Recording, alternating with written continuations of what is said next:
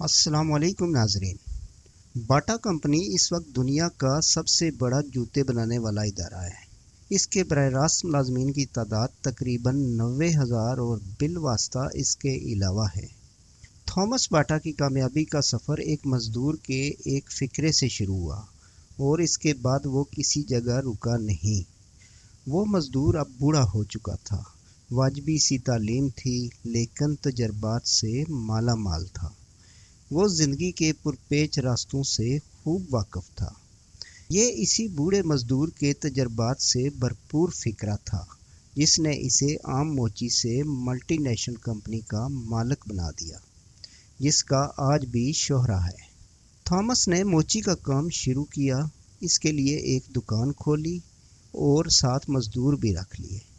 ये चंद महीने दुकान चला पाया था, लेकिन इसे हर कदम पर नाकामी हो रही थी। लोग इसके बनाए हुए जूते नहीं खरीदते थे और मुलाजमीन भी इससे खुश न थे। थॉमस हिम्मत हार के घर बैठ गया, दुकान पर जाना छोड़ दिया और परेशान सा रहने लगा। इसकी इन्हीं दिनों एक शनासा बूढ़े से मुलाकात हुई। इसने इसके चेहरे से परेशानी भांप ली और वजह पूछी तो थॉमस ने सारी सूरत हाल बता दी। बूढ़े मजदूर ने कहा, बेटा, हमेशा तुम ये ख्याल किया करो कि मेरी प्रोडक्ट महंगी है और मज़दूरों को इनकी मेहनत से कम तनख्वाह दे रहा हूँ।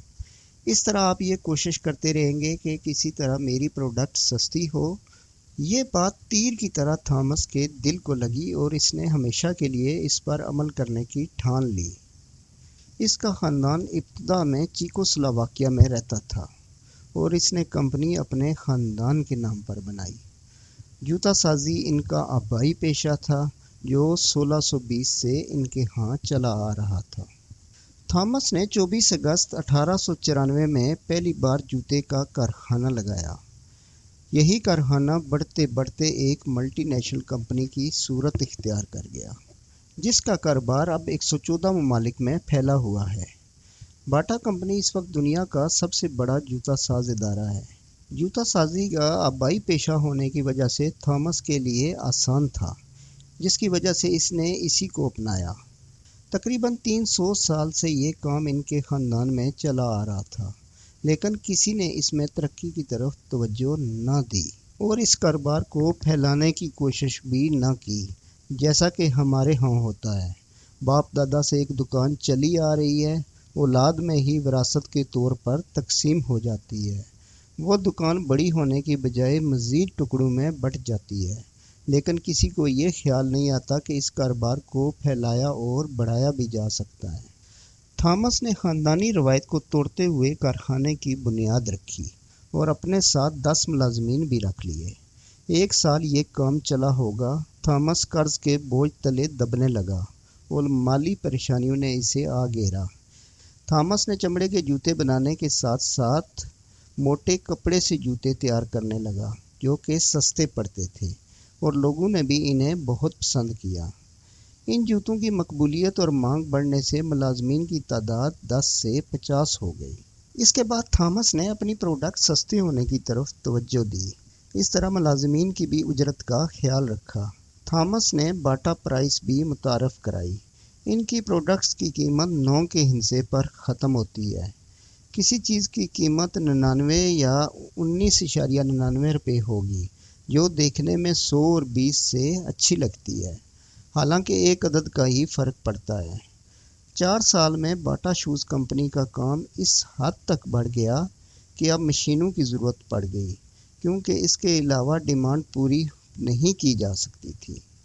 वक्त गुजरने के साथ साथ अब ऑटोमेशन का दौर आ गया। मशीनों और टेक्नोलॉजी से आप कम वक्त और कलील खर्च से ज़्यादा प्रोडक्ट बना सकते हैं और मुनाफा कमा सकते हैं। थॉमस बाटा हमेशा एक ताजर की तरह सोचता रहता था कि अपने कारोबार को बढ़ाने के लिए वो क्या कर सकता है। वो कारोबारी हजरात से मशावरत भी करता। 1904 में इसने अपनी कंपनी में मैकेनिकल प्रोडक्ट टेक्निक मुतारिफ करवाई। इस तरह जल्द ही बाटा शूज़ कंपनी यूरोप की पहली बड़ी जूता साज कंपनी बन गई। 1912 में इसकी कंपनी के 600 मुलाजमीन हो चुके थे। जो कि इसकी तरक्की का मुंह बोलता सबूत था। 1914 में पहली जंग अजीम शुरू हुई। ये थॉमस के लिए कुर्रा फाल साबित हुई।